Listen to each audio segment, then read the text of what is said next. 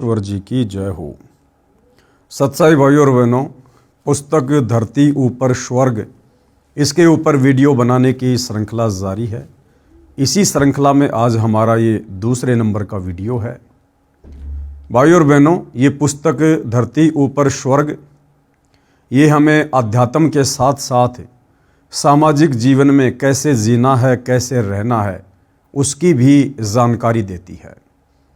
तो पिछले वीडियो में आप जी ने एक सामाजिक परंपरा का बिगड़ा हुआ रूप यानी शादी विवाह के अंदर दुनिया भर का खर्चा करना, दहेज लेना देना, बैंड बाजा डीजे बजाना, घोड़ी वगैरह करना, पंडित जी को बुलाना, दुनिया भर के पकवान बनवाना, दुनिया भर के लोगों को इकट्ठा करके बारात के रूप में लेकर जाना, गहने आभूषण वगैरह देना, कपड़े लत्ते वगैरह देना और दुनिया भर का दिखावा झूठी शान और शौकत के लिए बड़े बड़े टेंट हाउस लगाना, लाखों रुपये के मैरिज गार्डन बुक करना, साथ में कार और मोटरसाइकिल वगैरह देना। तो ये समाज का एक बिगड़ा हुआ रूप है। और ये जो शादी विवाह होता है सामाजिक परंपराओं के अनुसार, जो वर्तमान में दुनिया भर के पाखंड उसके अंदर समावेश हो चुके हैं, तो ये भाइयों और बहनों आम व्यक्ति को दुखी करने वाला है, परेशान करने वाला है। और इस प्रकार के शादी विवाह शास्त्रोक्त नहीं है, यानी शास्त्र विधि को त्याग कर मनमाने आचरण के अंतर्गत आता है। और इसी मनमाने आचरण को करने के चलते आज पूरा समाज दुखी है। साथ में पिछले वीडियो में हमने ये भी पढ़ा कि हम ब्रह्मा विष्णु महेश को अपने पूर्वज मानते हैं, भगवान मानते हैं। और जिस समय ब्रह्मा विष्णु महेश की शादी हुई, उनकी माता दुर्गा जी ने समुद्र मंथन के समय अपने तीनों पुत्रों की शादी की तो कितनी सिंपल तरीके से की। ना कोई भाती था, ना कोई बाराती था, ना कोई डीजे बजाने वाला था, ना किसी प्रकार का दिखावा था, ना कोई गहने आभूषण वगैरह की व्यवस्था थी, ना कोई खाने वाला था, ना कोई खिलाने वाला था। सिंपल तरीके से 3 लड़कियां दुर्गा ने अपनी ही वचन शक्ति से बनाई। बड़ी लड़की जिसका नाम सावित्री था ब्रह्मा जी को दे दी। उससे छोटी लड़की लक्ष्मी जो श्री विष्णु जी को दे दी। और सबसे छोटी उमा वो श्री शंकर जी को दे दी और कहा कि बेटा जाओ और अपना घर बसाओ। तीनों देवता अपनी माता जी की आज्ञा लेकर अपने अपने यथा स्थान पर आते हैं और खुशी खुशी अपनी अपनी पत्नियों के साथ में रहने लगते हैं।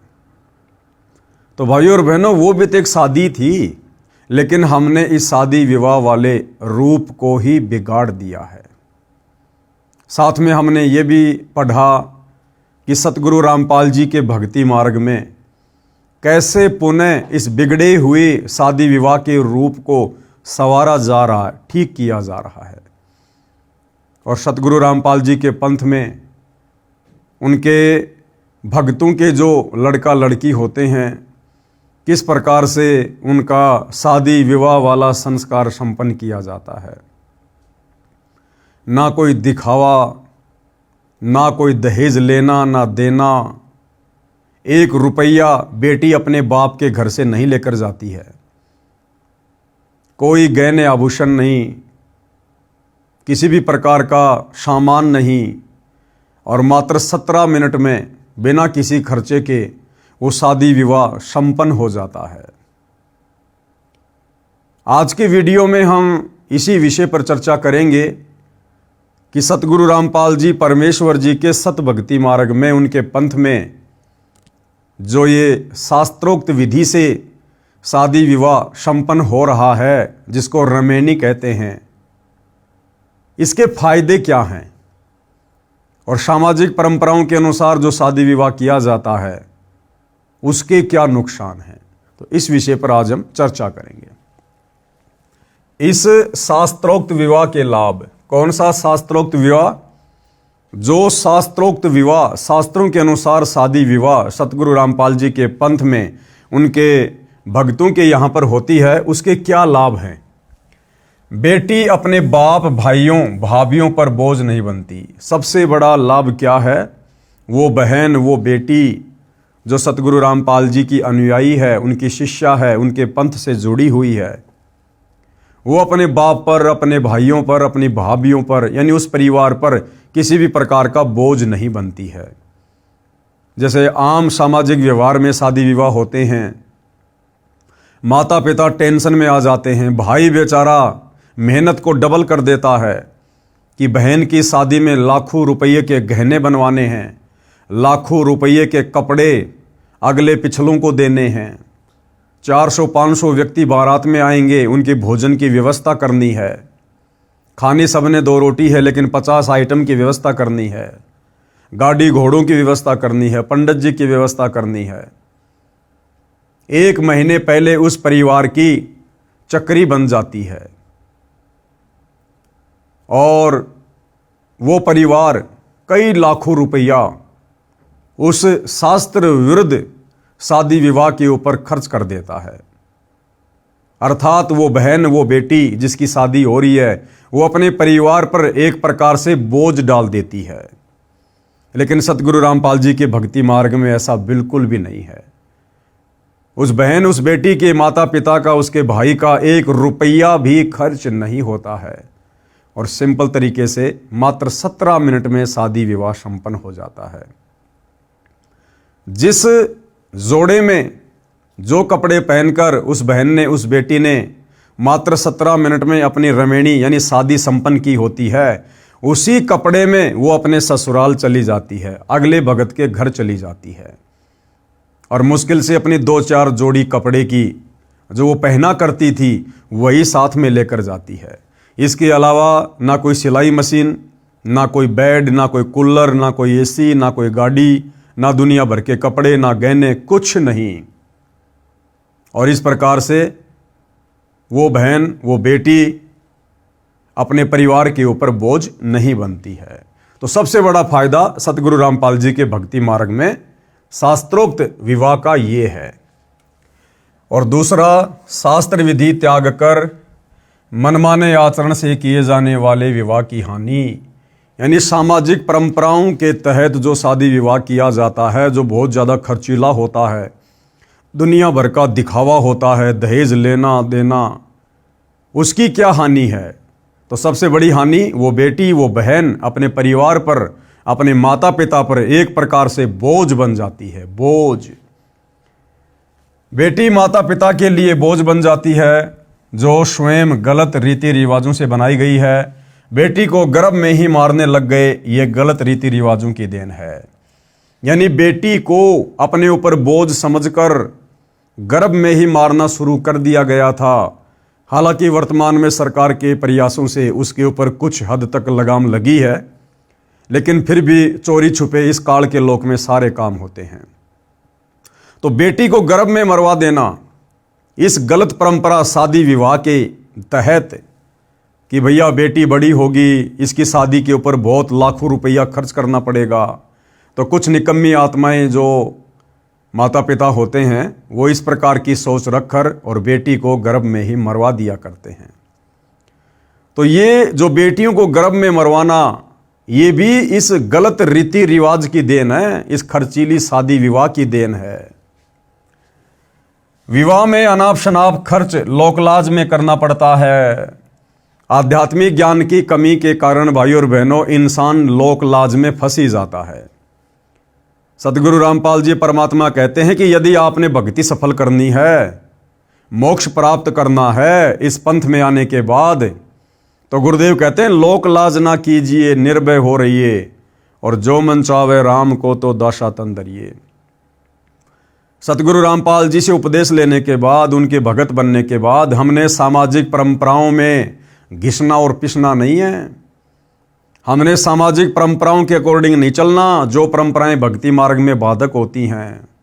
समाज फिर चाहे कुछ भी कहे, कुछ भी ताने मारे, कितना ही व्यंग कसे, कैसी कैसी बातें कहे, हमने समाज की ओर से पीठ फेर लेनी है। और हमने केवल उतना ही करना है जितना हमारे पूज्य गुरुदेव भगवान ने आप और हमें भक्ति मार्ग पर बता दिया है, जो नियम और मर्यादाएं बता दी गई है। तब हमारी भक्ति सफल होगी। यदि भक्ति मार्ग पर हम समाज को देखकर, समाज की परंपराओं से डरकर अगर चलेंगे तो भाई और बहनों, हम कभी भी सफल नहीं हो पाएंगे। विवाह में अनाप शनाप खर्च लोकलाज में करना पड़ता है। जिनके पास माया है वे लोग समाज में बिगाड़ पैदा करते हैं।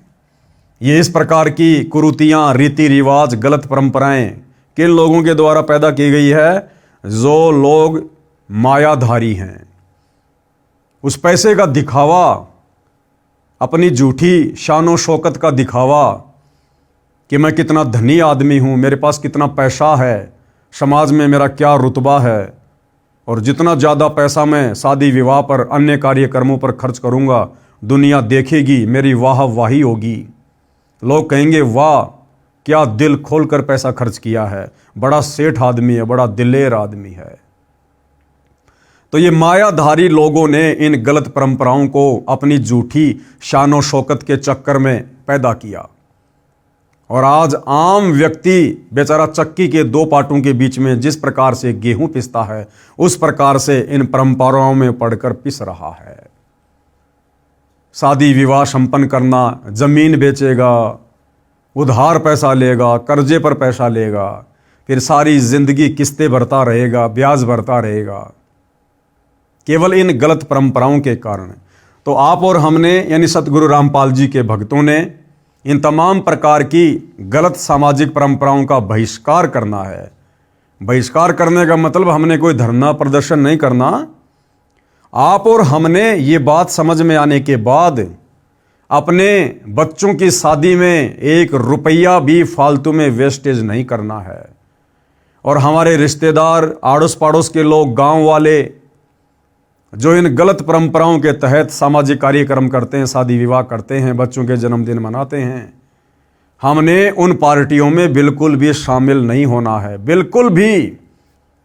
जिन गलत परंपराओं को हम स्वयं नहीं कर रहे, उन गलत परंपराओं में हमने कहीं जाकर सहयोग भी नहीं देना, सहयोग भी नहीं करना। यदि हम व्यर्थ की शादी विवाह में जाते हैं, चाहे रिश्तेदारी में हो, चाहे अड़ोस पड़ोस में हो, हमारा वहां जाने मात्र से सहयोग माना जाता है। तो आप और हम सतगुरु रामपाल जी के भक्तों ने तो इन गलत परंपराओं में जाकर किसी भी प्रकार से कोई सहयोग नहीं करना है। करना तो बहुत दूर की बात है। बेटी के विवाह में दहेज रूप में सोफा सेट, कुर्सी, मेज, बर्तन, मोटरसाइकिल, महंगी महंगी कार देना, गाजे बाजे, डीजे बजवाना, नाचना, गंदे गंदे गाने चलाना, शराब आदि का सेवन करवाना, मोटी धनराशि दान में देना, जो व्यर्थ की बकवास है। अब ये तमाम प्रकार की जो ये कुरीतियां हैं भाई और बहनों, इनकी कोई आवश्यकता नहीं किसी भी प्रकार की। जब ब्रह्मा विष्णु महेश की शादी हुई, इनमें से एक भी गलत कुरीति वहां पर नहीं थी, एक भी कार्य इनमें से वहां पर नहीं हुआ। सिंपल तरीके से शादी हुई। तो आप और हमने भी अपने गुरुदेव के पद चिन्हों पर चलते हुए, उनके आदेश की पालना करते हुए, इन गलत परंपराओं में, कुरीतियों में किसी भी प्रकार का कोई भी सहयोग नहीं देना है। मोटी धनराशि दान में देना जो व्यर्थ की बकवास है। विवाह लड़का लड़की का होना है, जो उसमें नाचते गाते हैं, खुशी मनाते हैं, वे व्यर्थ के पापड़ बेलते हैं। उनको क्या मिलता है? अरे शादी लड़का लड़की की हो रही है और दुनिया भर के लोग जाकर शराब पीकर नाचते हैं, बकवाद करते हैं, भीड़ इकट्ठा कर रहे हैं। उनको क्या मिलेगा? अरे 2 टाइम की रोटी तो रोज अपने घर पर खाकर सोते हो। लेकिन ये मन की बकवाद है भाई और बहनों, मन की बकवाद। मन ने तो हमारे कर्म बिगड़वाने हैं, लेकिन अब पूज्य गुरुदेव भगवान की शरण में आने के बाद हमने मन को किसी भी प्रकार का मौका नहीं देना है और समाज के बिगड़े हुए स्वरूप को हमने पुनः सुधारने में अपने गुरुदेव का सहयोग देना है। एक हास्यपद उदाहरण गुरुदेव भगवान यहां दे रहे हैं। एक व्यक्ति कर्मचारी किराए के मकान में रहता था। उसका एक दोस्त भी उसी शहर में अन्य कॉलोनी में किराए पर रहता था।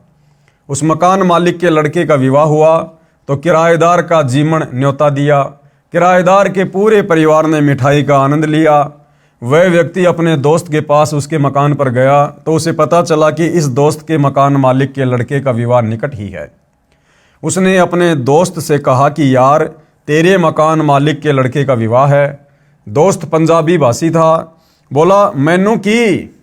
बोला मुझे क्या भाई, यानी विवाह मकान मालिक के लड़के का है, मेरे को क्या लेना देना, होता रहेगा।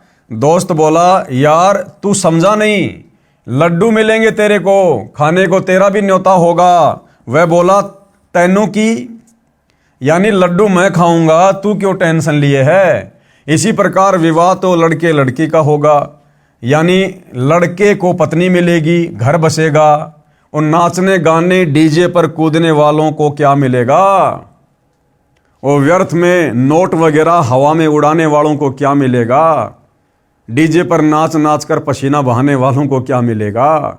तो ये व्यर्थ की बकवाद है जो हमसे मन करवाता है। और भाइयों और बहनों, इस मन के ऊपर कंट्रोल, इन बकवादों के ऊपर कंट्रोल, जब तक हम सतगुरु रामपाल जी के सत्संग सुनना शुरू नहीं करेंगे और शास्त्र विधि के अनुसार हम सत भक्ति उनसे उपदेश लेकर शुरू नहीं करेंगे, तब तक इन तमाम प्रकार की बकवादों के ऊपर कंट्रोल नहीं हो सकता है। माया के मशकरों द्वारा समाज बिगाड़ दिया गया है। एक परंपरा पड़ चुकी है, कुर्सी, मेज, मोटरसाइकिल, अगली पिछलियों के कपड़े, बेटी को संतान होती है उसमें पीलिया रूपी दहेज, त्योहारों के समय सिंधारे, कोथड़ी, उल्टा सीधा सामान उठाए फिरते हैं। हमारे विवाह में ये कुछ भी नहीं होता। कौन से विवाह में? सतगुरु रामपाल जी के पंथ में, इस भक्ति मार्ग में सतगुरु रामपाल जी के भक्तों की जो बेटा या बेटियां होती हैं, उनके विवाह के समय ये इस प्रकार की बकवादें बिल्कुल भी नहीं होती हैं। एक भगत ने हमारे मिशन से जुड़ने से पहले एक लड़की का विवाह किया। उसने बताया कि हमारे पड़ोस में एक व्यक्ति ने बेटी का विवाह किया, उसमें सोफा सेट, बर्तन, मोटरसाइकिल, ढेर सारे कपड़े जो नुमाइश की तरह दिखाए गए थे, गाजे बाजे के साथ डीजे का धमाल मचाया गया। आसपास में चर्चा चली कि फलाना व्यक्ति ने सबसे ऊपर हाथ फेर दिया, यानी गांव में सबसे अधिक खर्च किया। मेरी लड़की भी जवान थी, मैं भी लड़का खोज रहा था। उस विवाह को देखने मेरी बेटी भी गई। उसने अपनी माता को बताया कि सुमन के डैडी ने कुर्सी, मेज, सोफा सेट, मोटरसाइकिल, बर्तन, इतने कपड़े आदि आदि दिए, सारा गांव सराहना कर रहा है। माँ, मेरे पापा के पास तो इतना कुछ करने को नहीं है, हम तो गरीब हैं। यूं कहकर बेटी रोने लगी, उठकर अलग कमरे में चली गई। अब भाइयों और बहनों, वो माता पिता क्या करेंगे? अब अपनी बेटी का दिल रखने के लिए जो बेटी उस शादी विवाह में गई, उसने सब कुछ देखा, आकर अपनी माँ को बताया। अब माता पिता की इतनी औकात नहीं जो उस व्यक्ति जैसी शादी कर दे, इतना धन नहीं, लेकिन बेटी के दिल को रखने के लिए उस माता पिता ने कहीं से कर्जा उठाना पड़ता है, जमीन बेचनी पड़ती है, गहने बेचने पड़ते हैं, और सारी जिंदगी वो पैसा चुकाते चुकाते बेचारा मर जाता है, लेकिन वो कर्जा नहीं चूकने में आता। कई देर रोई, मां ने समझाया कि बेटी, किसी की रीस थोड़ी की जाती है, कि बेटी किसी की देखा देखी थोड़ी की जाती है। जिसके पास जैसा धन है, जिसकी जैसी वित्तीय स्थिति है, वो वैसा अपना खर्च कर रहा है। हमने किसी से कोई कंपटीशन नहीं करना। बेटी की माता ने मेरे को बताया कि बेटी सुमन का विवाह देखकर आई थी, ऐसे ऐसे बोली और रोने लग गई। मेरी आंखें भर आई, सारी रात नींद नहीं आई। विचार किया कि बेटी की आत्मा नहीं दुखने दूंगा, कुछ तो करूंगा। लड़की का रिश्ता पक्का हो गया। मैंने अपना 1.25 एकड़ खेत बेचा। उन मायाधारी मशकरों के द्वारा जो बकवाद समाज में झूठी शानो शौकत के चक्कर में शुरू की गई है, वो खर्चीली शादियां, आम व्यक्ति बेचारा किस प्रकार से पिस रहा है। मैंने अपना 1.25 एकड़ खेत बेचा, लोक लाज का निर्वाह करते हुए सोफा सेट, कुर्सी, मेज, मोटरसाइकिल, ढेर सारे कपड़े लाया। बेटी खुश हुई, विदा कर दी। लड़का बहन को लेने गया तो बताया उस बेटी की 3 जेठानी थी, साझा परिवार था उनका। वे मेरी बेटी वाले सोफा कुर्सी सब एक कमरे में ऊपर नीचे भरे थे। कहीं ठीक से रखने का स्थान भी नहीं था। कबाड़ इकट्ठा कर रखा था। नाम दीक्षा लेने के बाद 2 बेटियों का विवाह किया। अब उसने क्या बताया कि मैंने तो अपनी बेटी का दिल रखने के लिए जमीन बेचकर इतना सारा सब कुछ सामान दिया, लेकिन जब मेरा लड़का अपनी बहन के ससुराल गया तो उसने देखा पहले से उनके घर में इतना सामान भरा हुआ है कि हमने हमारी बेटी को जो सामान दिया था उस सामान को रखने की जगह भी नहीं थी। यानी व्यर्थ में उस व्यक्ति ने दहेज रूप में कबाड़ा इकट्ठा किया, घर पे कबाड़ा इकट्ठा, वो भी लोकलाज के चक्कर में कि अगर मैं अपने बेटे की शादी में दहेज नहीं लूंगा, सामान नहीं लूंगा तो मेरे रिश्तेदार क्या कहेंगे, मेरे गांव वाले क्या कहेंगे, गरीब घर से लड़की लाया है, इतनी भी औकात नहीं थी, थोड़ा बहुत सामान भी नहीं दे पाया अपनी बेटी को।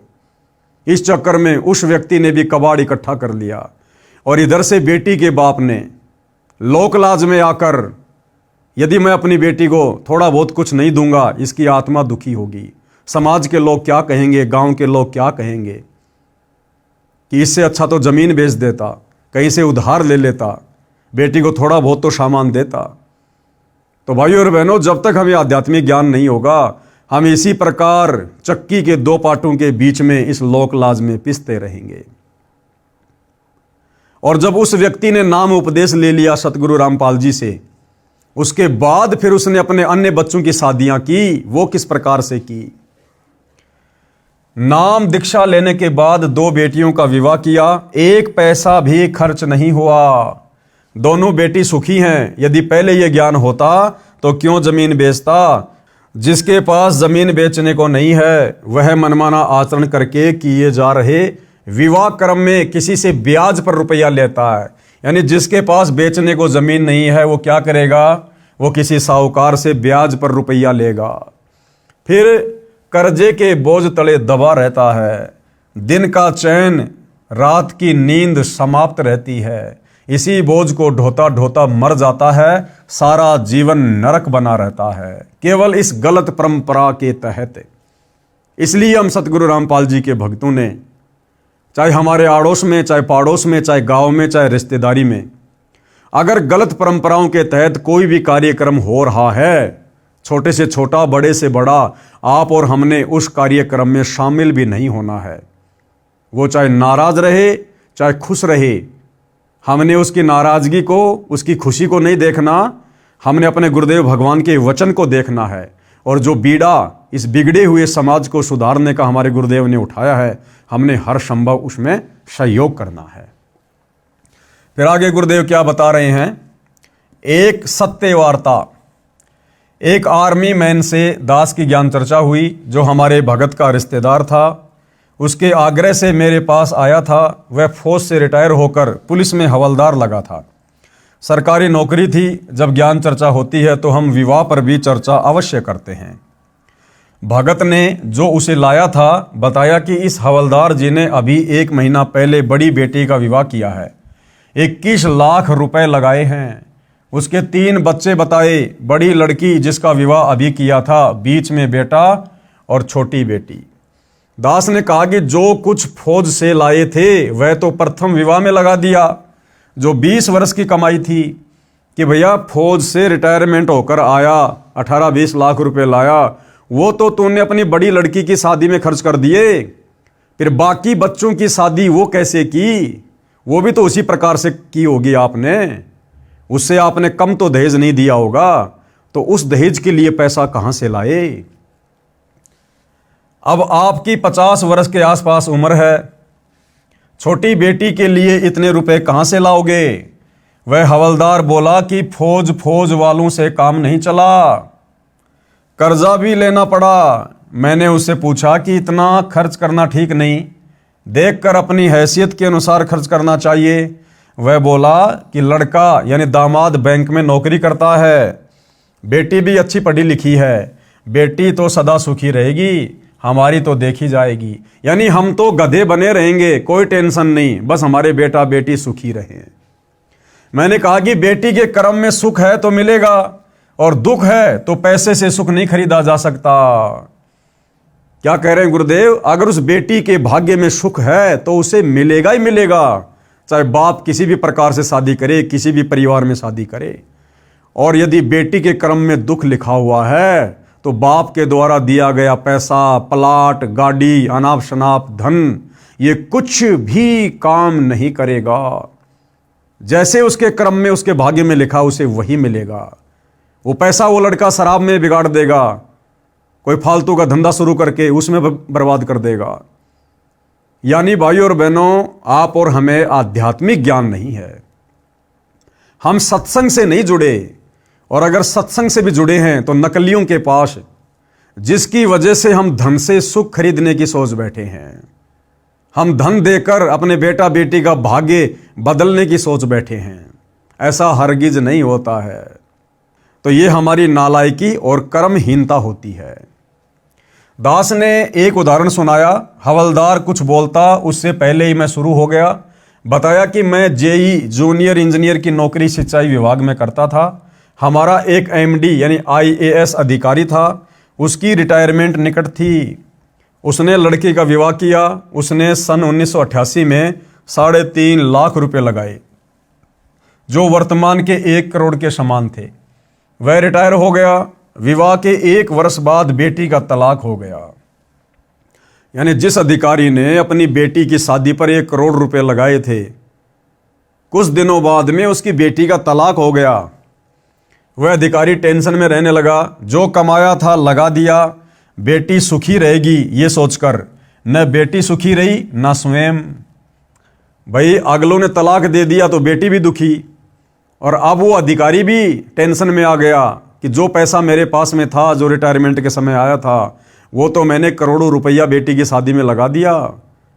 अब दोबारा बेटी की शादी कैसे करूंगा? अगर दोबारा शादी करूंगा तो पहले से कहीं ज़्यादा खर्चा करना पड़ेगा। तो ये सोचकर वो भी टेंशन में, उसी चिंता में हार्ट अटैक यानी दिल का दौरा हो गया, मर गया साहब। हवलदार तैस में आकर बोला कि जो विवाह तुम करते हो उनका तलाक नहीं होता। हवलदार ने ये बातें सुनकर सतगुरु रामपाल जी से क्या कहा कि जो विवाह तुम करते हो ना 17 मिनट में अपने भक्तों के बच्चों का, तो क्या तुम्हारे बीच में कोई तलाक नहीं होता क्या? मैंने कहा बहुत कम होता है।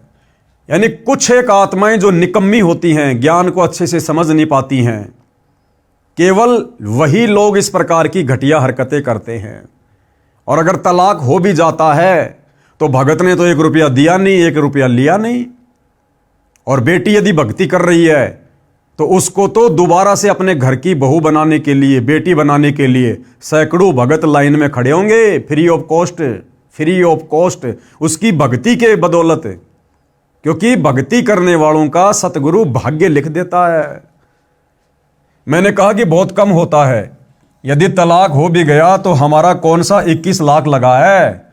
10 दिन बाद बेटी का फिर विवाह कर देंगे, चवन्नी लगनी नहीं। ये सुनकर उसका अफरासा उतर गया। बोला ये बात तो सही है, मानने की है। मानना कहाँ था? झूठी लोक दिखावा परंपरा के बोझ के नीचे निकलना आसान नहीं है। हमारा ज्ञान सुनकर विचार करके बात समझ में आती है। यानी बिना सतगुरु रामपाल जी के सत्संग सुने और बिना उनसे उपदेश लेकर भक्ति शुरू किए ये बातें समझ में नहीं आनी है। काल का प्रेशर नहीं उतरता है। 3 महीने बाद वह भगत आया जो उस फौजी साहब को लाया था। उसने बताया कि वह रिश्तेदार हवलदार हार्ट अटैक से मर गया। सुबह मरा पाया। मैंने कहा यह तो स्पष्ट दिखाई दे रहा था। अब भाइयों और बहनों, देखो सतगुरु रामपाल जी स्वयं पूर्ण ब्रह्म परमात्मा हैं, और जो भी घटना या जो भी लीला, जो भी बातें सतगुरु किसी को बताते हैं, समझाते हैं, उसका एक रीजन होता है, सामान्य नहीं होता है। सतगुरु रामपाल जी को पता था कि ये हवलदार इसी प्रकार से टेंशन में आकर मरेगा, लेकिन पिछले जन्म की कोई अच्छी आत्मा थी परमात्मा की। परमात्मा एक बार मौका देता है, अपने भगत को प्रेरणा करके उस हवलदार को अपने पास में बुलाया, और यही सारी बातें शादी विवाह वाली, जिन शादी विवाह की बातों को लेकर आगे उस हवलदार ने हार्ट अटैक से मरना था, सतगुरु ने वही विषय शुरू किया कि काश ये आत्मा समझ जाए और फालतू में अपने बच्चों के शादी विवाह में अपनी पूरी जिंदगी की जो दौलत है, मेहनत से कमाया हुआ जो पैसा है वो ना लगाए और उपदेश लेकर सीधे साधे तरीके से बच्चों का विवाह संपन्न करे। इसको भक्ति भी मिलेगी और इसकी मौत भी टलेगी। लेकिन भाइयों और बहनों, 1% आत्माओं को छोड़कर 99% आत्माएं अपना भाग्य नहीं बदलवाती हैं और अंत में उस हवलदार के साथ वही हुआ। ठीक इसी प्रकार एक बार पूज्य गुरुदेव भगवान ने सत्संग में बताया कि मैं एक बार घर के पशुओं का जो खाना होता है, जो बिनोले होते हैं, खल होती है, वो लेने के लिए मार्केट में गया। 1-2 बोरी लेकर एक रिक्शा किया, रिक्शे में डाल दी और मैं रिक्शे वाले के साथ में उसी रिक्शा में बैठकर अपने घर को आने लगा। रास्ते में मैंने उसे समझाया कि भाई कल वहाँ सत्संग है, आप कल सत्संग में आना, थोड़ा बहुत समय परमात्मा की चर्चा के लिए भी निकालो। ये रोजी रोटी के लिए धंधा करते करते तो हमारे पूर्वज चले गए, क्या मिला उनको? सारी ज़िंदगी हम भी इसी प्रकार से लगे रहेंगे और एक दिन ऐसे समाप्त हो जाएंगे।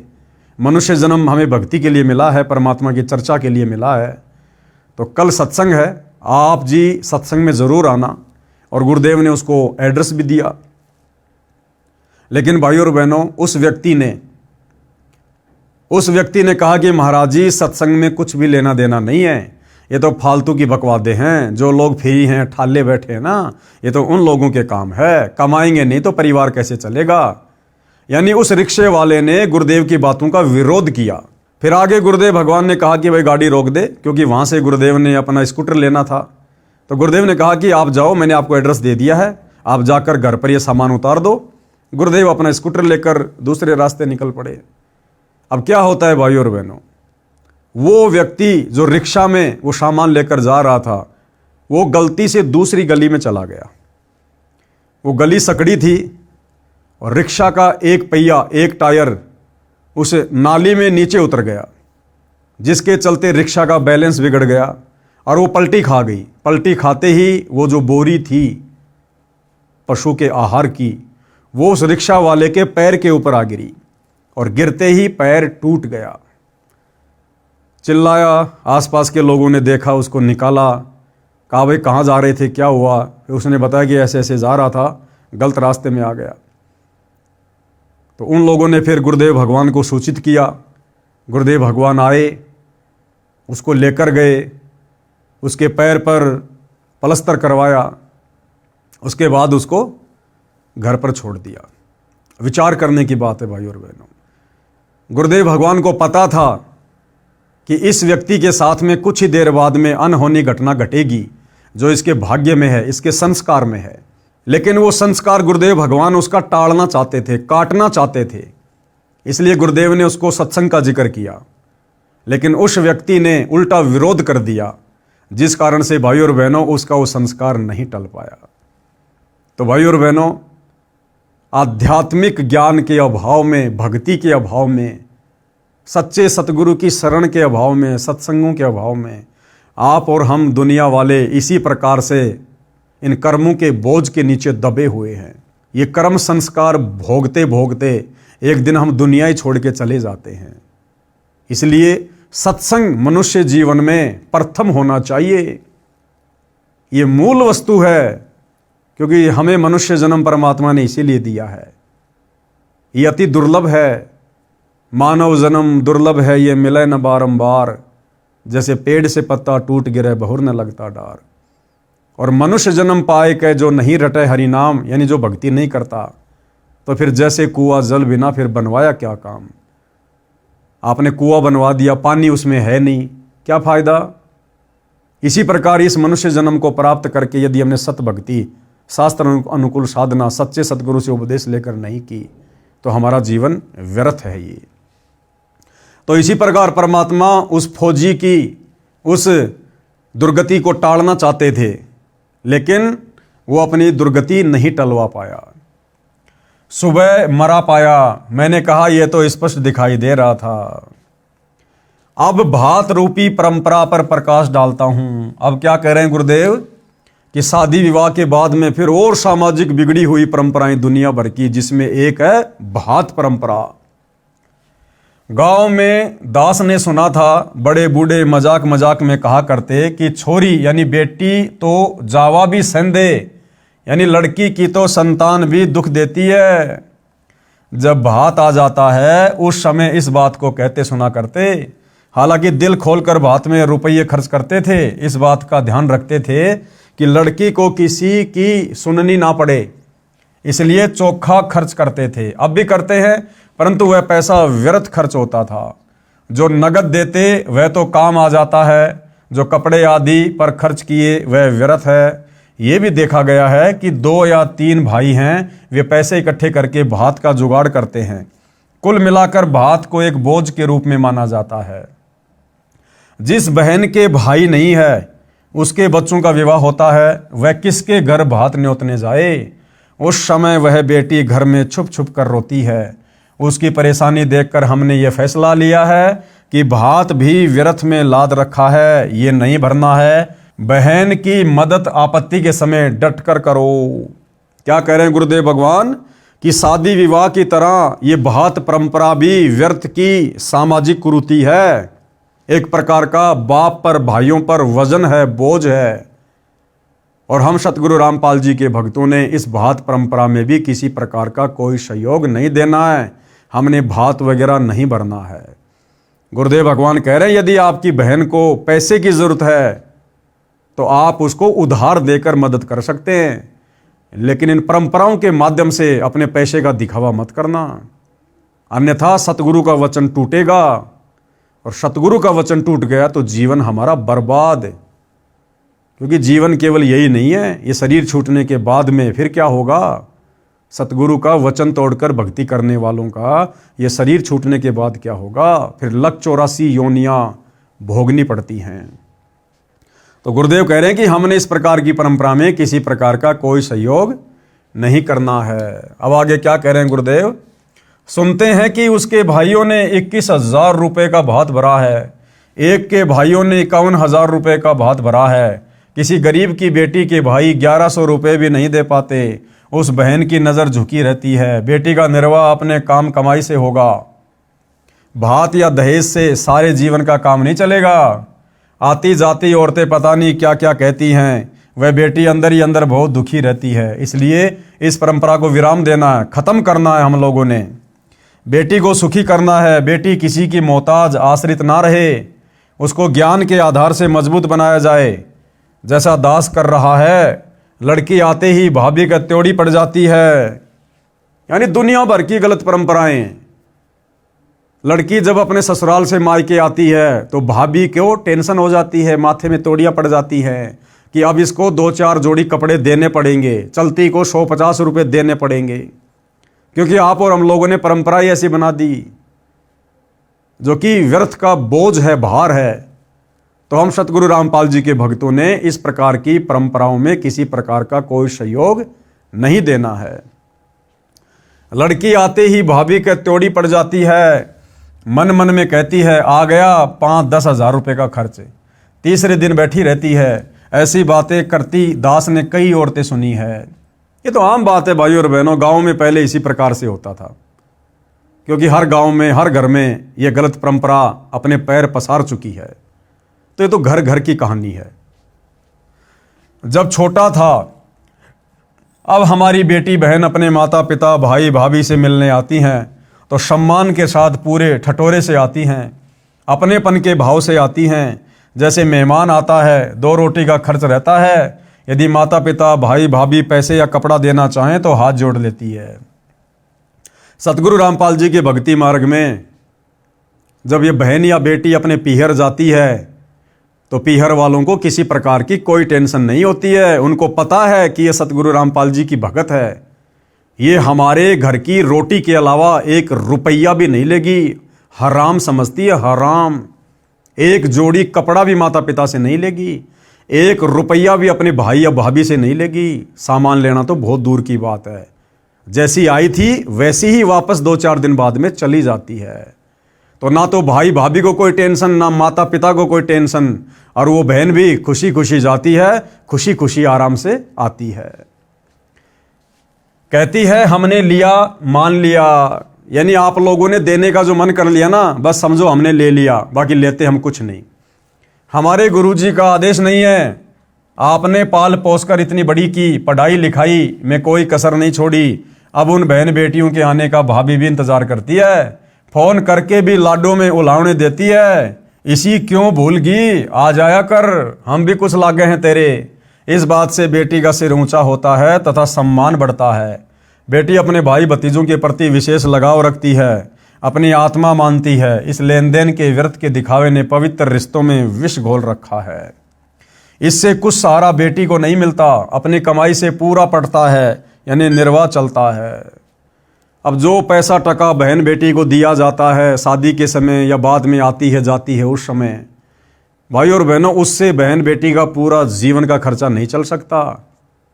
और वैसे भी वो बेटी बाप से ले लेके उसकी कर्जदार बनेगी।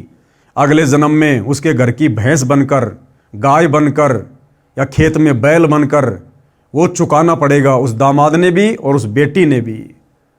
तो ऐसी व्यर्थ की परंपराओं में जिन भक्तों को ज्ञान होता है वो नहीं पढ़ते हैं।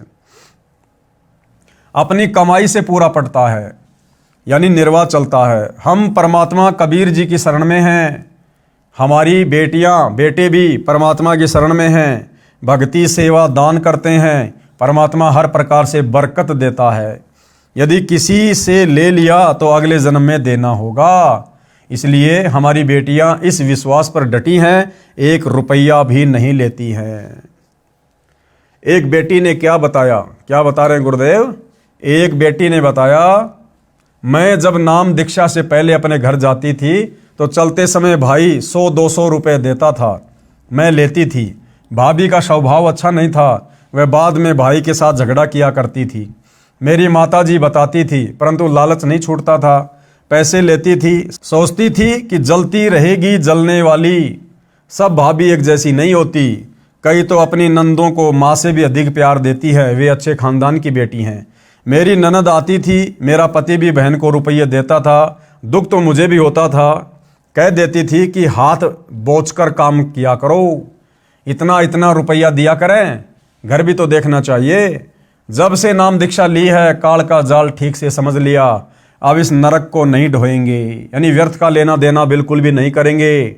ना अपनी ननद को देंगे और ना पीहर से आते समय किसी से यानी अपनी भाभी से कोई 1 रुपया लेंगे। नाम दीक्षा के बाद जब मैं अपनी माँ के घर गई और चलने लगी तो भाई 500 रुपये का नोट देने लगा। मैंने हाथ भी नहीं किया। पहले भाई नोट निकालता था, तुरंत लेकर छुपा लेती, कहीं भाभी ना देख ले, भाई के जी ने शाका करे। जब मैंने कहा भाई ना बहुत ले लिया, अब नहीं लेना है, भाई ने सोचा पैसा कम मानकर बहन नाराज हो गई।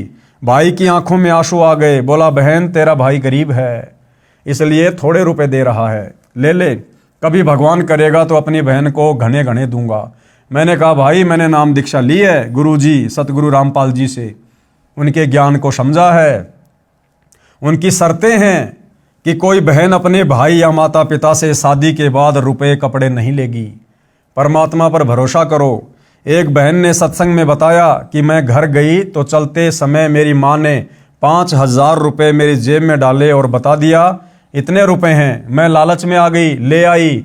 तीसरे दिन भैंस का बच्चा काटड़ा मर गया, यानी सतगुरु की मर्यादा टूट गई। और मर्यादा टूटी तो तुरंत काल का अटैक हो गया और माता से जो 5000 रुपये लेकर आई थी उससे डबल नुकसान घर में हो गया। भैंस 12 किलो दूध देती थी, 1,22,000 रुपये की लाए थे, दूध देना बंद कर दिया, उसको 50,000 रुपये में बेचना पड़ा। मेरे दिमाग में तुरंत गलती याद आ गई।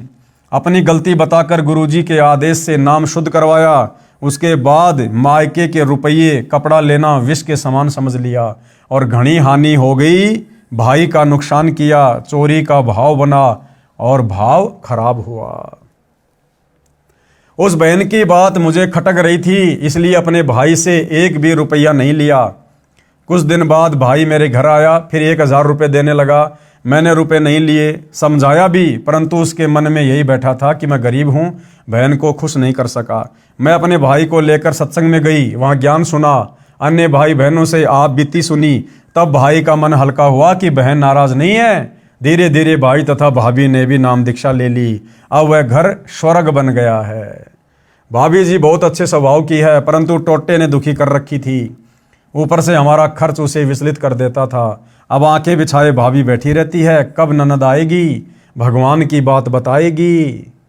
ऐसे वह पवित्र नाता विष से अमृत बन गया, धरती ऊपर स्वर्ग का एहसास होने लगा है।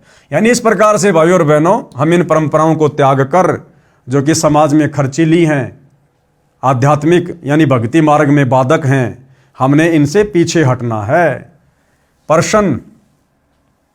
प्रश्न करते हैं कुछ भाई कि ढोल बाजे बजवाना व घुड़चढ़ी करना तो पुराना रिवाज है, यानी शादी विवाह में ढोल बाजे बजाना, घोड़ी के ऊपर चढ़ना, ये तो पुरानी परंपरा है, इसमें क्या फर्क पड़ता है। अब उसका स्थान डीजे ने ले लिया, जमाना बदल गया है, नाचना गाना तो आम बात हो गई, आप मना क्यों करते हो। कुछ रुपए चलते समय बहन बेटी को देना उसका सम्मान है। तो गुरुदेव भगवान ने उस नादान व्यक्ति की शंका का किस प्रकार से समाधान किया। इसका उत्तर यह है, प्रथम तो यह शास्त्रों के विपरीत है, यानी हमें मनुष्य जन्म भक्ति करके यहां से मोक्ष करवाने के लिए मिला है, और मोक्ष मार्ग में यदि हम इन परंपराओं में उलझे रहेंगे, लेन देन में उलझे रहेंगे, तो ये शास्त्रों के विपरीत हो जाता है। और शास्त्र विधि को त्याग कर मनमाना आचरण करने वालों का कभी भी मोक्ष नहीं होता। प्रथम तो यह शास्त्रों के विपरीत है। विवाह घुड़चढ़ी से या डीजे से नहीं होता, लड़के लड़की का होता है। गली में नाचना कूदना, बाप बेटी, माँ चाची ताई बुआ भाई चाचे ताऊ सब बेशरम होकर नाचते हैं। ये कौन सी सभ्यता है, ये नहीं करना है। ये कंजरों वैश्यों का काम होता था। जो कंजर होते थे इस प्रकार से नाचना गाना करके मांग मांग के खाया करते थे, और वेश्याएं जो चंद पैसों के लिए अपनी इज्जत को बेचकर इस प्रकार के कार्य किया करती थी, मुजरा किया करती थी, पैसे वालों को खुश किया करती थी। तो गुरुदेव कहते हैं ये इस प्रकार से नाचना गाना सरेआम विवाह में, शादियों में, अन्य इन कार्यक्रमों में, परमात्मा कहते ये तो कंजरों का और वैश्यों का काम होता था, जो आज घर घर में गांव गांव में शुरू हो गया है। ये कंजरों वैश्यों का काम होता था। अब सामान्य समाज भी इसी गंदगी में धंस गया है। इस लोक में न जाने कब क्या घटना घट जाए, इसलिए हम परमात्मा से डरकर सब बकवास छोड़कर परमात्मा के संविधान में चलते हुए अपनी सब क्रिया करते हैं। यानी हम सतगुरु रामपाल जी के भगत, ये ज्ञान होने के बाद, भगवान से डरकर उनके संविधान का विधान का ज्ञान होने के बाद अपनी भक्ति को सफल करने के लिए तमाम प्रकार की बकवादों से पीछे हटकर और सीधे साधे तरीके से गुरु वचन में रहते हुए चलते हैं। सुनो एक दुखद घटना। क्या कह रहे हैं गुरुदेव भगवान कि तुम्हें एक घटना सुनाता हूं। एक दिन समाचार पत्रों में छपा कि एक बारात जा रही थी, जिस कार में दूल्हा बैठा था वह दुर्घटनाग्रस्त हो गई। दूल्हा तथा दूल्हे का जीजा जो उसी कार में बैठा था, घटना स्थल पर ही दम तोड़ गए। पहले दिन सारा परिवार गली में नाच रहा था, डीजे बजाया जा रहा था, वे सब फोटो भी समाचार पत्र में छपे थे। दुर्घटना के बाद उसी घर में रोने धोने की हाहाकार मची थी। अब बताओ भाई और बहनों, आध्यात्मिक ज्ञानहीनता, ना समझी, सत्संग का भाव। पहले दिन सब नाच रहे थे, गा रहे थे, डीजे पर शराब पी रहे थे, खुशी मना रहे थे। अगले दिन लड़का शादी के लिए चला, जिस गाड़ी में दूल्हा था, और दूल्हे की गाड़ी में तो उसके खास रिश्तेदार यार दोस्ती होते हैं, उसका जीजा भी था, और वो गाड़ी दुर्घटनाग्रस्त हो गई, एक्सीडेंट हो गई। दूल्हा भी मर गया, जीजा भी मर गया, 2-4 और मर गए। अब भाई और बहनों, जिस घर में एक दिन पहले डीजे पर नाचा जा रहा था, खुशी मनाई जा रही थी, अब उस परिवार में हाहाकार मच गया, मातम मनाया जा रहा है। सिर के बाल उखाड़ उखाड़ कर परिवार वाले रो रहे हैं। क्यों? आध्यात्मिक ज्ञानहीनता के कारण। शास्त्र विधि को त्याग कर मनमाने तरीके से सामाजिक संस्कार करने के चलते। इसलिए भाई और बहनों, हमने इन बकवादों में बिल्कुल भी पैर नहीं फंसाना है। दुर्घटना के बाद उसी घर में रोने धोने की हाहाकार मची थी। माता बहन सिर के बाल फाड़ फाड़ कर रो रही थी। पिता भाई चाची ताई सब रो रहे थे, टक्कर मार रहे थे। अब बज गया डीजे। यदि परमात्मा से डरकर इंसान चले, राम को राम समझे, तो बचाव होता है। इसलिए मैं अकर्तव्य कर्म करने की आज्ञा नहीं देता। क्या कह रहे हैं गुरुदेव? इसलिए मैं अपने भक्तों को अकर्तव्य कर्म करने की आज्ञा नहीं देता। अकर्तव्य कर्म क्या? जो कर्म भक्ति मार्ग में नहीं करने चाहिए, ये नाचना गाना, डीजे, घुड़चड़ी, बारात वगैरह, दुनिया भर का दिखावा, लेना देना, सतगुरु रामपाल जी अपने भक्तों को इस प्रकार व्यर्थ की परंपराओं में फंसने का, करने का आदेश बिल्कुल भी नहीं देते हैं और ना ही भगत ने करना चाहिए। इसलिए मैं अकर्तव्य कर्म करने की आज्ञा नहीं देता। बेशर्मी की हद हो चुकी है। बहन बेटी को चलते समय कुछ रुपए देना एक रिवाज है जो समाप्त करना है। बहन बेटी को चलते समय 1 रुपया नहीं देना हमने, वरना भार चढ़ेगा, हम मुक्त नहीं हो पाएंगे, ऋण संबंधों में जकड़े रहेंगे। चाहे 1 रुपया हो, चाहे लाख रुपया हो, काल हमें वहीं पर फांस देगा। इसलिए ना तो उपदेश प्राप्त बहन बेटी ने अपनी ननद को 1 रुपया देना है और ना मायके से आते समय अपने माता पिता भाई भाभी से 1 रुपया लेना है, अन्यथा सतगुरु की मर्यादा टूटेगी। और मर्यादा टूटी तो सतगुरु नाराज, और सतगुरु नाराज तो क्या फायदा फिर भक्ति करने का, यदि हमने भक्ति सफल करके मोक्ष ही नहीं करवाया तो। बहन बेटी को चलते समय कुछ रुपए देना एक रिवाज है जो समाप्त करना है। साथ में लड़का यदि अपने ससुराल जाता है तो जवारी के तौर पर सास ससुर या घर के अन्य सदस्य उसको पैसे देते हैं। तो यदि आप भगत हैं, अपने ससुराल जा रहे हैं, किसी का 1 रुपया आपने चलते समय जवारी के रूप में नहीं लेना है। बहन बेटी को भिखारी नहीं समझना है, उस बहन बेटी को बेटे के समान समझना है। धरती ऊपर स्वर्ग तभी बनेगा जब हम अपनी इंसानियत को पुनः संभालेंगे। अगला प्रश्न क्या है? क्या आप अंतरजातीय व अंतरधर्म विवाह के पक्ष में है? यानी सवालकर्ता सतगुरु रामपाल जी से कह रहा है, क्या आप अंतरजातीय विवाह और अंतरधर्म के माध्यम से जो शादी विवाह किया जाता है, क्या आप उसके पक्ष में हैं?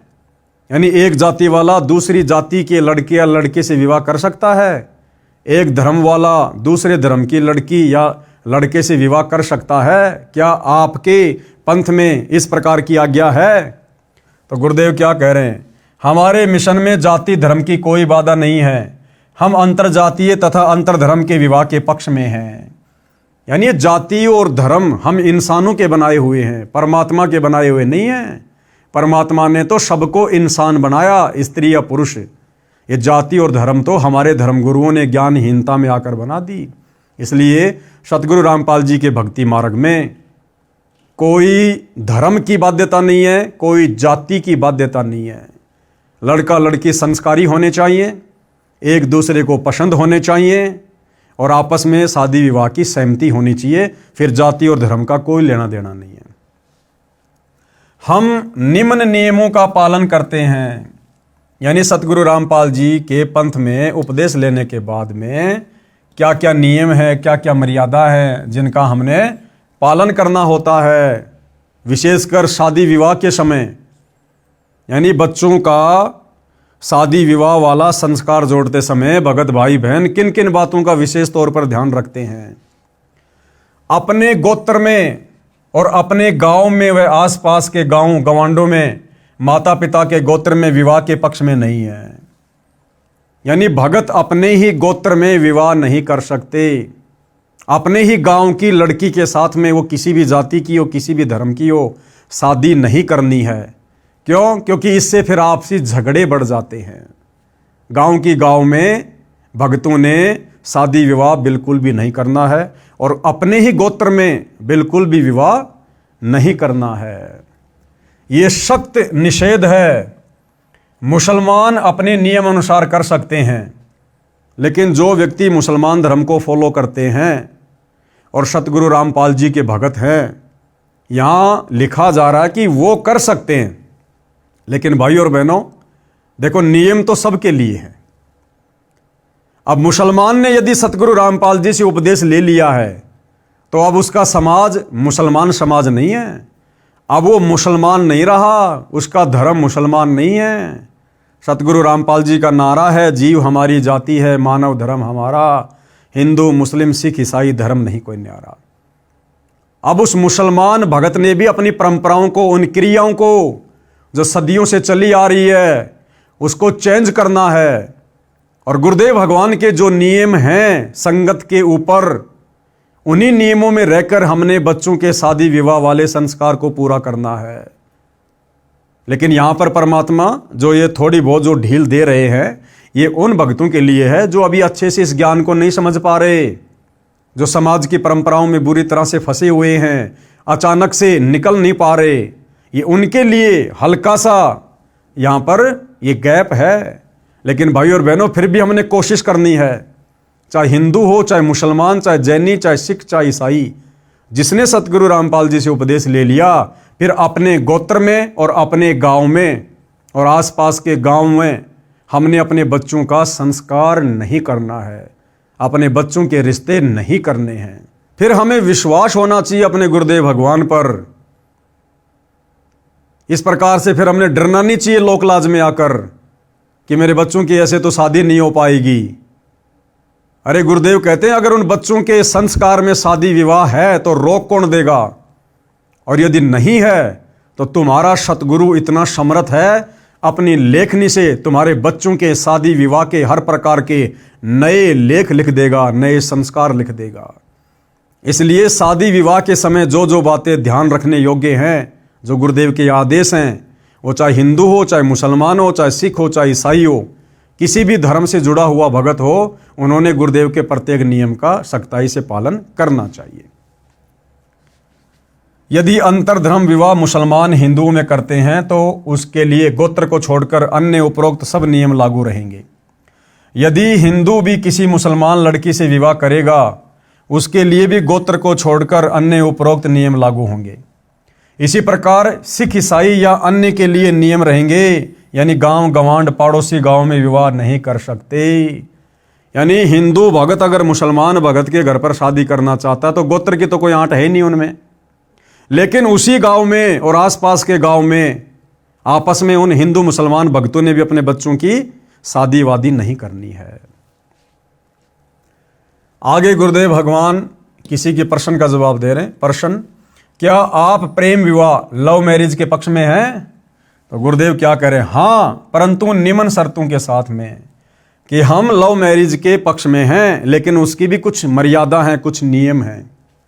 उपरोक्त प्रतिबंधित बिंदुओं को ध्यान में रखकर माता पिता की सहमति के साथ प्रेम विवाह कर सकते हैं। मान लीजिए लड़का लड़की आपस में अपनी बातचीत शुरू कर देते हैं शादी विवाह की, तो गुरुदेव भगवान कह रहे हैं कि उन दोनों ने अपने अपने माता पिता को सूचित करना पड़ेगा। और यदि उनके माता पिता उस शादी विवाह के पक्ष में हैं, समर्थन में हैं, तो फिर लव मैरिज करने में किसी प्रकार की कोई दिक्कत नहीं है। लेकिन भाई और बहनों, सतगुरु रामपाल जी से उपदेश लेने के बाद जो भाई बहन अनमैरिड हैं, उन्होंने इस प्रकार की गलती नहीं करनी चाहिए। ये लव मैरिज अपनी तरफ से रिश्ते बनाना, ये नहीं करना चाहिए, इससे बचना चाहिए। जो हमारे संस्कार में परमात्मा ने लिखा हुआ है, वो यदि हमारे माता पिता के माध्यम से, हमारे भगत भाई बहनों के माध्यम से यदि संस्कार पूरा होता है तो वो सबके हित में होता है। इसलिए सतगुरु रामपाल जी के पंथ से जुड़े युवा लड़कों ने, युवा लड़कियों ने इस बात का विशेष तौर पर ध्यान रखना चाहिए। अपनी मर्जी से उन्होंने इस प्रकार से रिश्ते नहीं जोड़ने चाहिए। ये भी एक प्रकार से मर्यादा खंडित करने में आता है, मर्यादा खंडित करने में।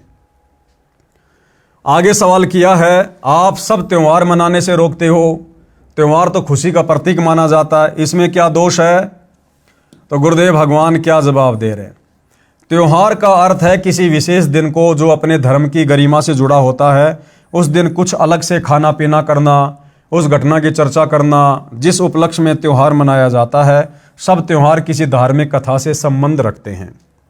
उदाहरण के लिए दीपावली यानी दिवाली का त्योहार, इस दिन की गरिमा है कि इस दिन भगवान श्री रामचंद्र जी अपनी पत्नी सीता के साथ 14 वर्ष का वनवास काटकर रावण को मारकर सीता को उसकी कैद से छुटवाकर अयोध्या लौटे थे।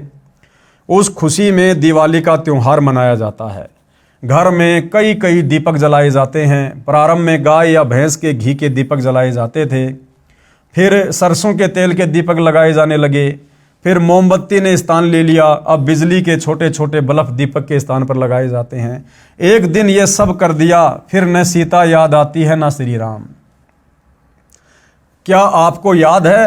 क्या कह रहे हैं गुरुदेव भगवान, क्या आपको याद है जो तुम दीपावली मना रहे हो और जिस धार्मिक कथा यानी त्रेता युग में रामचंद्र जी से संबंधित जो कथा है उसके आधार से जो तुम दिवाली मना रहे हो, क्या तुम्हें और भी कुछ बातों का पता है?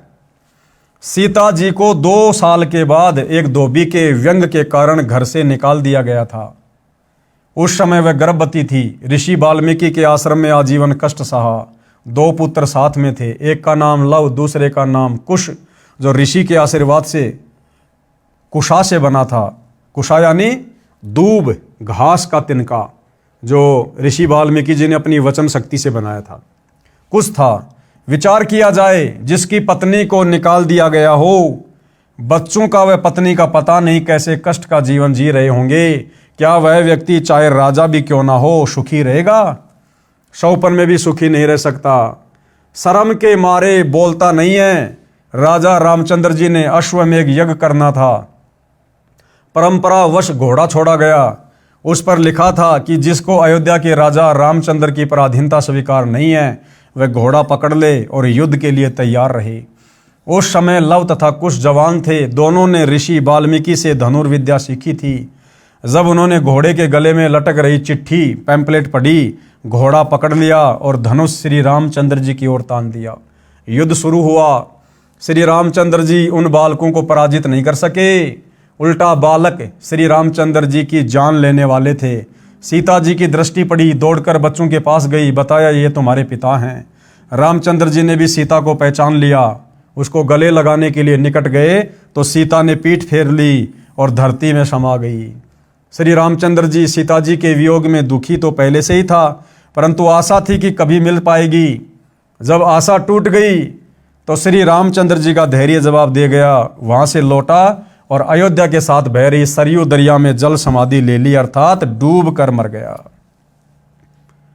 इसी कथा के आधार से वर्तमान में हिंदू समाज दीपावली का त्योहार मना रहा है। लेकिन गुरुदेव कह रहे हैं कि नादानों, क्या तुम्हें उसके बाद की कथा भी याद है? तुम्हारे श्री रामचंद्र और सीता के ऊपर किस प्रकार से दुखों के पहाड़ टूटे, और जिस समय सीता जी को 2 वर्ष के बाद अयोध्या से निकाल दिया गया था, उसके बाद तो अयोध्या वासियों ने भी उस त्योहार को मनाना बंद कर दिया था। दुख में और हम नादान आध्यात्मिक ज्ञान के अभाव में, इन कथाओं की असली जानकारी के अभाव में अब तक ये ढोंग कर रहे हैं, पाखंड कर रहे हैं, दिखावा कर रहे हैं। क्या ये उचित है? बिल्कुल भी उचित नहीं है। इसलिए दुनिया छोड़े ना छोड़े, लेकिन जिनको अब वास्तविकता का ज्ञान होता जा रहा है, सतगुरु रामपाल जी से उपदेश लेने के बाद, सत्संग सुनने के बाद, आप और हम भगत भाई बहनों ने किसी भी प्रकार के त्योहार में जो किसी न किसी धार्मिक कथा से जुड़ा हुआ है, जिसको मनाने का वर्तमान में कोई औचित्य नहीं है, आप और हमने बिल्कुल भी साक्य में पाव नहीं देना। हमने बिल्कुल भी इन परंपराओं का निर्वाह नहीं करना है। उल्टा हमने समाज को समझाना है। रिश्तेदारी में जाएं तो हम उनको समझाएं, मानते तो ठीक है, लेकिन हमने किसी प्रकार का कोई भी सहयोग नहीं करना है। आगे किसी ने सवाल किया, आप आलोचना कर रहे हो, आपके पास क्या प्रमाण है कि श्री रामचंद्र जी सीता के वियोग में दुखी रहा करते थे? तो गुरुदेव भगवान क्या जवाब दे रहे हैं? उत्तर, रामायण ग्रंथ में प्रमाण है। प्रतिवर्ष रामलीला करते समय दिखाया जाता है कि जब सीता जी को रावण राक्षस अपहरण करके ले गया तो श्री रामचंद्र जी डकरा डकरा कर रोते थे, हाय सीता, हाय सीता। पेड़ों से लिपटकर, पशुओं से लिपटकर पूछते थे कि तुमने मेरी जान को देखा क्या, मेरी सीता को देखा क्या? आप बताओ, क्या रामचंद्र जी सीता को मजबूरी में निकालकर मनी मन में नहीं रोए होंगे कि जो श्री रामचंद्र जी जब रावण सीता का अपहरण करके ले गया, उसके वियोग में किस प्रकार से बच्चों की तरह बिलक बिलक कर रो रहा था? दुख में पेड़ों से लिपटकर, पशुओं से लिपटकर पूछ रहा था, क्या तुमने मेरी सीता को देखा? क्या वही श्री रामचंद्र जब उन्होंने एक धोबी के व्यंग कसने से लोकलाज में आकर अपनी गर्भवती पत्नी सीता को अयोध्या से जंगल में निकाल दिया, क्या वो श्री रामचंद्र अपनी पत्नी के वियोग में मन ही मन में रोया नहीं होगा, दुखी नहीं हुआ होगा? और आज तुम खुशी मना रहे हो, उस दिन लड्डू जलेबी बर्फियां खा रहे हो, दुनिया भर की आतिशबाजी करके, पटाखे फोड़ के पोल्यूशन फैला रहे हो। क्या तुम्हारे से कभी भी श्री रामचंद्र जी प्रसन्न होंगे? कभी नहीं हो सकते। क्या रामचंद्र जी दयाहीन थे या फिर पत्थर दिल हो गए थे? क्या उनके मन में कल्पना नहीं होती होगी कि अकेली गर्भवती औरत कैसे जी रही होगी? यदि इतनी भी दया न हो तो वह इंसान भी अच्छा नहीं होता। इसलिए इससे सिद्ध है कि श्री रामचंद्र जी महाकष्ट में जीवन जीते थे। अयोध्यावासी दीप जलाकर, मिठाई आदि खाकर उस दिन श्री रामचंद्र जी की छाती फूका करते। यानी अयोध्या वासियों ने भी 2 साल के बाद में अपने भगवान श्री रामचंद्र जी को, अपने राजा रामचंद्र जी को इतना दुखी देखकर उन्होंने भी उसके बाद कभी वो दीपावली नहीं मनाई, उस दिन को उन्होंने नहीं मनाया। और आप और हम उस व्यर्थ की परंपरा को, कुरीति को, जिसका वर्तमान समय में कोई औचित्य नहीं है, हम वर्तमान तक वो सांप वाली लकीर पीट रहे हैं। अर्थात सतगुरु रामपाल जी के भक्तों ने ये होली, दिवाली, किसी भी प्रकार का त्यौहार जो किसी न किसी धार्मिक कथा से जुड़ा हुआ है, जिसका वर्तमान में मनाने का कोई औचित्य नहीं बनता, आप और हमने मनाना तो दूर, सहयोग भी नहीं करना है। विचार करो, जिस रामचंद्र जी व सीता जी के आने की खुशी में दीपावली का त्यौहार मनाना शुरू किया, जब सीता अयोध्या से चली गई, श्री रामचंद्र जी ने आत्महत्या सीता के वियोग में की, यानी जल समाधि ले ली। अब क्यों मना रहे हो खुशी? क्या श्री रामचंद्र जी व सीता जी के दुखों से आप दुखी नहीं हो? हम उन दोनों के वनवास व रावण के साथ हुए युद्ध में कष्ट तथा दोनों के अयोध्या आने की खुशी प्लस दोनों को आजीवन दुखी रहने के इतिहास को ध्यान में रखकर सारा वर्ष उनको याद रखते हैं। उस दृष्टिकोण से दीपावली का त्यौहार किसी विशेष दिन नहीं मनाते। संतों के घर सदा दिवाली होती है। यानी जो व्यक्ति मनुष्य जन्म प्राप्त करके पूर्ण संत से उपदेश लेकर भक्ति शुरू कर देता है, उसके घर में तो रोजाना ही दीपावली बनती है, रोजाना दीपावली। सतगुरु रामपाल जी के उपदेशी भक्तों के घरों में प्रति वर्ष 24 घंटे अखंड दीपक जलता है, देसी घी का। तुम्हारी तरह पोल्यूशन नहीं फैलाते, आतिशबाजी नहीं करते, पटाखे नहीं जलाते। संतों के घरों में तो प्रति वर्ष ही दीपावली मनती है, यानी खुशी का माहौल रहता है। अब सतगुरु रामपाल जी कह रहे कि हमारे पंथ में ये दीपावली वगैरह किस प्रकार से मनाई जाती है। यानी भाई और बहनों, आप और हमें शिक्षा दी जा रही है कि कहीं हम अपनी मर्यादा ना तोड़ दें, लोकलाज में आकर, दुनिया की देखा देखी भेड़ चाल में आकर। हम भगत हैं, हमारे आचार विचार, हमारी क्रिया जगत वाले लोगों से भिन्न है, अलग हैं। हमने जगत वाले लोगों को देखकर अध्यात्म पर नहीं चलना, अपने गुरुदेव के वचन को देखकर, उनके सत्संग सुनकर, मर्यादाओं को बचाकर हमने फूक फूक के कदम आगे बढ़ाना है। तो सतगुरु रामपाल जी के पंथ में उनके भगत किस प्रकार से दीपावली वाले दिन अपनी क्रिया करते हैं। प्रतिदिन देसी घी की ज्योति सुबह शाम जलाते हैं, जो एक समय 3-4 घंटे जलती है। एक वर्ष में 365 दिन है, तो एक वर्ष में 730 दीपक हमने जलाए, जो दिन में 7-8 घंटे जले, जिससे हवन का काम किया। और जिन भक्तों को ये ज्ञान गहराई से समझ में आ जाता है कि जितना हवन करोगे, जितना घी जलाओगे, उतना ही तुम्हें फायदा है, तो 24 घंटे अखंड दीपक सतगुरु रामपाल जी के पंथ में उनके भक्तों के घरों में जलता है, हवन यज्ञ होता है। यानी गुरुदेव भगवान कहना चाहते हैं कि नालायकों, तुम तो खाली दीपावली के दिन 10-12 दीपक जलाकर, और वो भी तेल के, चाइनीज लाइट वाले, जिनका केवल नुकसान ही नुकसान है, फायदा कुछ नहीं है, सोचते हो हम खुशी मना रहे हैं। लेकिन असली खुशी, असली दीपावली प्रतिदिन सतगुरु रामपाल जी के भक्तों के घरों में मनाई जाती है। एक गांव या शहर में हमारे अनुयायियों के 50-60 परिवार हैं, तो वहाँ सुबह शाम प्रत्येक घर में देसी घी की ज्योति जलती है। हवन होता है जो वातावरण को शुद्ध करता है। शराब, हुक्का, बीड़ी आदि का सेवन नहीं करते, इससे प्रदूषण से बचाव रहता है। हवन के समय वेद मंत्र भी बोले जाते हैं। हम सूक्ष्म वेद के मंत्र यानी वाणी सुबह शाम नित्य नियम संध्या आरती के रूप में पढ़ते हैं, बोलते हैं, फ़ोन में चलाकर सुनते हैं। यदि हलवा या खीर खाने की इच्छा होती है तो किसी भी दिन बनाकर खा लेते हैं। हमारे लिए खुशी मनाने का स्पेशल दिन कोई त्यौहार नहीं होता है। संतों का तो हर दिन त्यौहार होता है।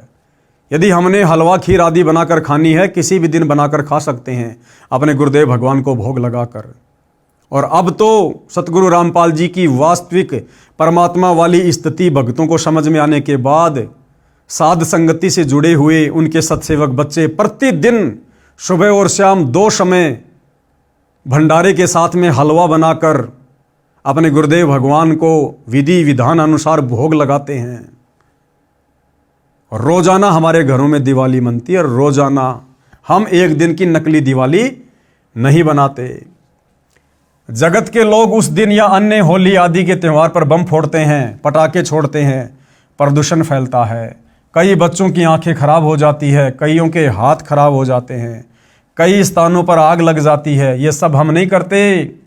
यानी आप और हमारे लिए गुरुदेव का आदेश है कि हमने इस प्रकार की बकवाद बिल्कुल भी नहीं करनी। ये सब हम नहीं करते। सख्त हिदायत है। हम राम को दिन रात याद करते हैं। किस राम को? आदि राम को, त्रेता युग वाले राम को नहीं। कहते राम राम सब जगत बखाने, आदि राम कोई बिरला जाने। श्री रामचंद्र जी को तो पूरी दुनिया राम कहती है, लेकिन उनके तो शरीर का नाम राम था। हम तो आदि राम, जिसने रामचंद्र जी को भी पैदा किया, उस आदि राम कबीर भगवान का सतनाम जपते हैं, उनका सच्चा नाम जपते हैं। उसको कहते हैं असली राम का नाम। हम राम को दिन रात याद करते हैं। एक दिन की तो बात छोड़ो, होली धुलंडी के ऊपर जो उधमस उतारा जाता है, उसका उस त्योहार से क्या लेना देना है? टोटल बकवाद काल के द्वारा करवाई जा रही है। अब होली का त्यौहार ये क्यों मनाया जाता है? 99% हिंदू समाज को नहीं पता कि होली क्या है, होली का त्यौहार क्यों मनाया जाता है, मनाया जाना चाहिए या नहीं। भगत प्रहलाद की रक्षा परमात्मा ने की। नरसिंह रूप धारण करके कबीर परमात्मा ने त्रेता युग में भगत प्रहलाद की रक्षा की। भगत प्रहलाद के पिता हिरण्यकशिपु ने चिता की तरह लकड़ियों का ऊंचा ढेर लगवाकर प्रहलाद भगत को जिंदा जलाने की योजना बनाई। होलिका नामक पापिनी, जो प्रहलाद भगत की सगी बुआ थी, हिरण्यकशिपु के आदेश से अपने ऊपर अग्निरोधक चद्दर ओढ़कर, अग्निरोधक चद्दर जो उसको श्री ब्रह्मा जी से प्राप्त हुई थी वरदान के तहत, उस अग्निरोधक चद्दर ओढ़कर भतीजे प्रहलाद को विश्वास में लेकर कहा कि देख बेटा, मैं भी तो आग में बैठी हूं, कुछ नहीं होगा। गोडों में भगत प्रहलाद को बिठा लिया और अग्नि जला दी गई। परमात्मा ने आंधी चला दी। वह अग्नि रक्षक चद्दर होलिका से उतरकर प्रहलाद भगत पर उड़ा दी। आग भड़क उठी, होलिका जल मरी। प्रहलाद सुरक्षित परमात्मा ने रखा। इस खुशी का प्रतीक है होली का त्यौहार। और आम सांसारिक लोग क्या करते हैं? इस कथा का ज्ञान ना होने के कारण आम सांसारिक लोग होली के दिन क्या करते हैं? जगत क्या करता है? इस दिन लट्ठम लट्ठा, दारू पीकर लड़ाई झगड़े, एक दूसरे में रंग वगैरह फेंकना, कीचड़ वगैरह फेंकना, अभद्र हरकतें करना। औरतें कोड़े पुरुषों को मारती है, पुरुष हट जा करके बचाव करते रहते हैं। इधर से उधर पोड़ पाटे दौड़ते रहते हैं, एक दूसरे पर रंग डालते हैं, कीमती कपड़ों का नाश कर देते हैं। इसका परमात्मा से क्या लेना देना?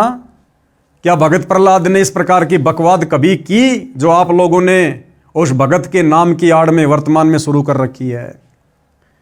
जिसने भगत की रक्षा की, कुछ कहते हैं कि हम रंग नहीं डालते, गुलाल का प्रयोग करते हैं। तो गुरुदेव कह रहे हैं विचार करो, बंदर सा मुंह बनाकर एक दूसरे को परेशान करते हो, क्या गुलाल लगाने को आप परमात्मा की आरती मानते हो? दिवाली का त्योहार त्रेता युग के अंत में हुई रावण वध व सीता समेत अयोध्या रामचंद्र की वापसी के बाद मनाया जाने लगा। उससे पहले क्या त्योहार मनाते थे? केवल धार्मिक यज्ञ का अनुष्ठान करते थे।